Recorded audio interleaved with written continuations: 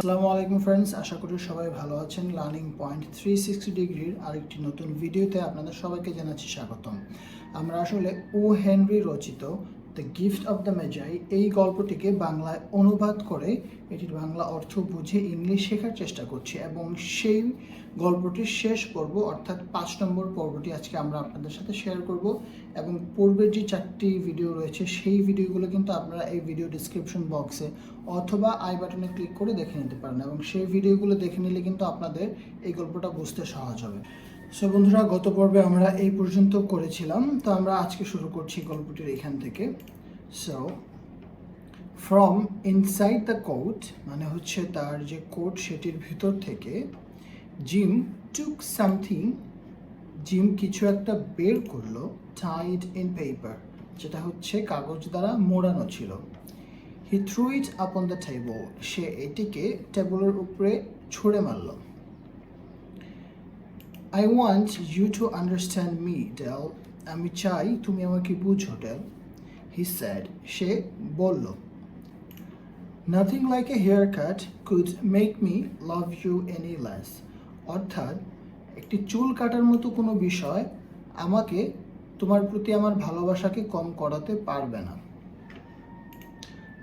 But if you'd open that, কিন্তু তুমি যদি এটাকে খুলতে, you may know what I felt when I came in, তুমি হয়তোবা বুঝতে পারতে আমার কেমনটা লেগেছিল যখন আমি ভিতরে এসেছি। White fingers pulled off the paper, মানে হচ্ছে সাদা অথবা ফর্সা আঙ্গুলগুলো পুলড অফ দ্য পেপারগুলোকে খুলল। অ্যান্ড দেন, এবং তারপরে এ ক্রাই অফ জয়, একটি খুশির কান্না। And then a change to tears, এবং তা পরবর্তীতে পরিবর্তিত হয়ে গেল চোখের জলে বা কান্নায়। ফর দেয়ার লে দ্য কমস, সেখানে ছিল চুলের খোপার ফুল অথবা ক্লিপগুলো। ফর দেয়ার লে দ্য কমস, কারণ সেখানে ছিল হচ্ছে চুলের খোপার ফুলগুলো বা ক্লিপগুলো। দ্য কমস, ওই কমগুলো। The Della had seen in a shop window, যেগুলো আসলে ডেলা একটি দোকানের জানালায় দেখেছিল। And loved for a long time, এবং সেগুলোকে দীর্ঘদিন যাবৎ চেয়েছিল বা ভালোবেসেছিল। বিউটিফুল কমস, সুন্দর চুলের ক্লিপ। উইথ জুয়েলস, যেগুলোর মধ্যে ছিল মুক্তা। Perfect for her beautiful hair, তার সুন্দর চুলের জন্য একদম উপযুক্ত ছিল। She had known they cost too much, সে আসলে এটা জানতো যে এগুলোর মূল্য অনেক বেশি। For her to buy them, এগুলো তার নিজের জন্য কেনার ক্ষেত্রে। She had looked at them without the least hope, সে আসলে এগুলোর দিকে তাকিয়েছিল যে একদম কোনো যে একদম নিম্ন পর্যায়ে যে আশা, সেই আশাটি ছাড়াও। অফ ওনিং দ্যাম, মানে সেগুলো পাওয়ার, সে এগুলো পাওয়ার যে সর্বনিম্ন আশা, সেই আশাটাকেও সে আসলে ছেড়ে দিয়ে এগুলোর দিকে সে তাকিয়েছিল। And now they were hers, এবং এখন এগুলো এখানে। বাট হার হেয়ার্স ওয়াজ গন, কিন্তু তার চুল কিন্তু এখন আর নেই। But she held them to her heart, কিন্তু এগুলোকে সে তার বুকে জড়িয়ে ধরল। And at last was able to look up and say, এবং অবশেষে সে মুখ তুলে তাকাতে পারল এবং বলল, my hair grows so fast Jim, আমার চুল খুব দ্রুত বেড়ে ওঠে।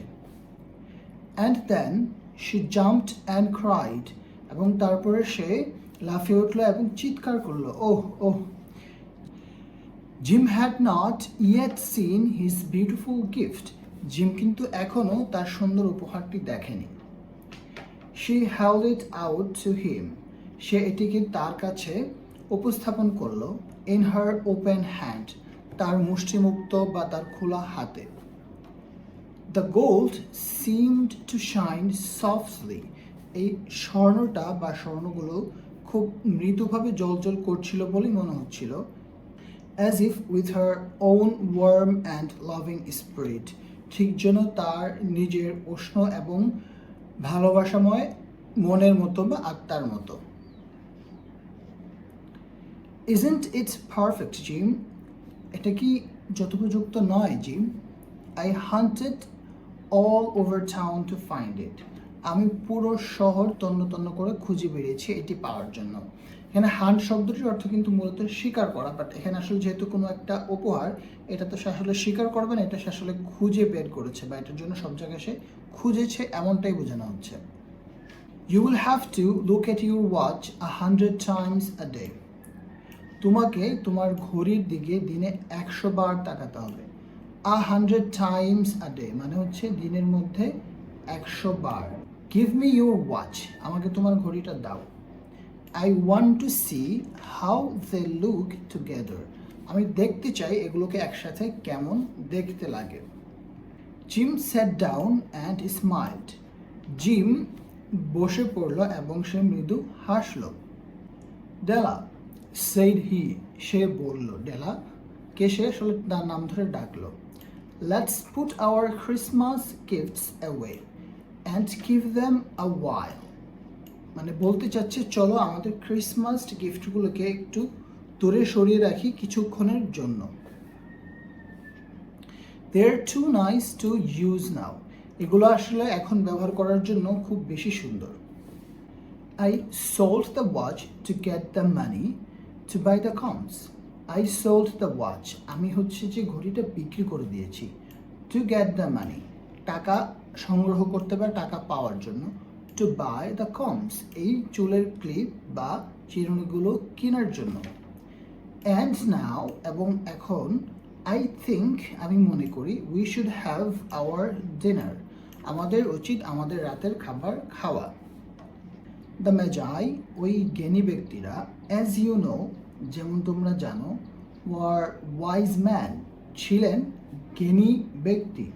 Wonderfully wise man, খুবই জ্ঞানী ব্যক্তি বা অসাধারণ জ্ঞানী ব্যক্তি। Who brought gifts, যে গিফট নিয়ে এসেছিল বা যারা গিফট নিয়ে এসেছিলেন, to the newborn Christ child, সদ্য জন্ম নেওয়া খ্রাইস্ট শিশুটির জন্য।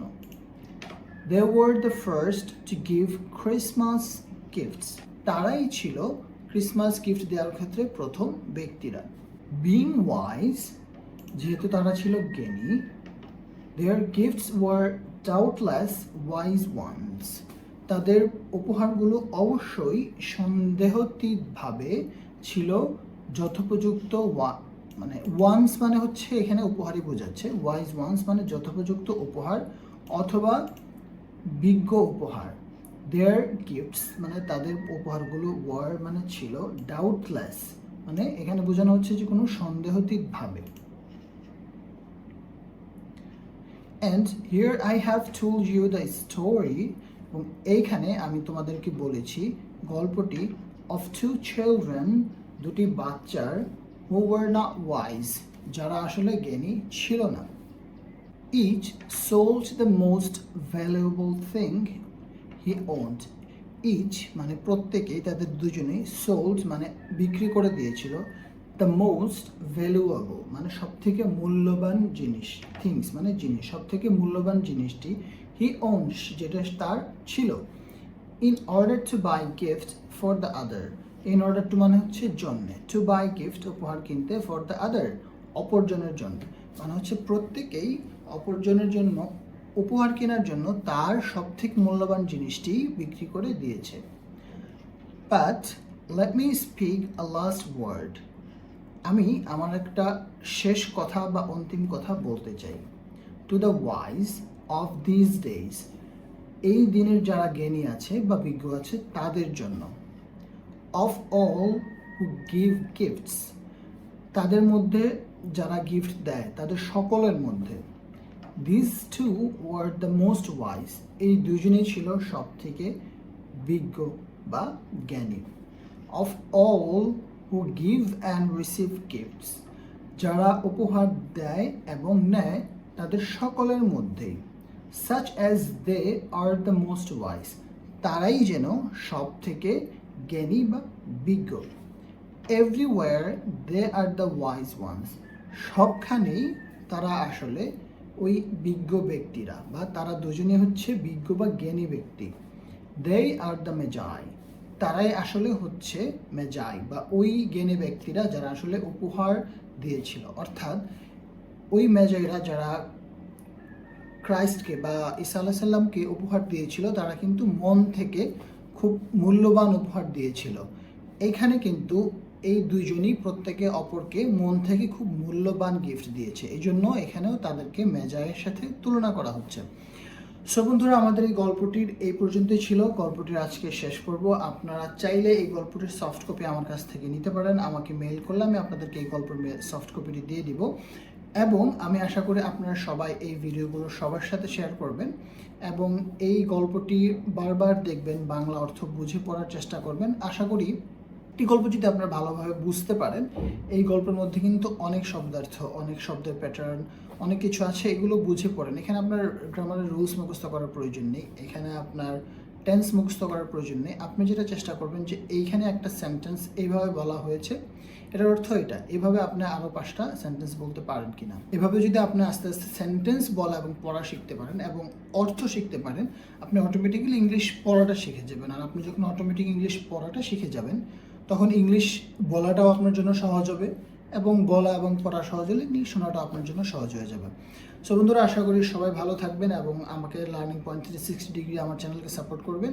সবাই ভালো থাকবেন। আল্লাহ হাফেজ।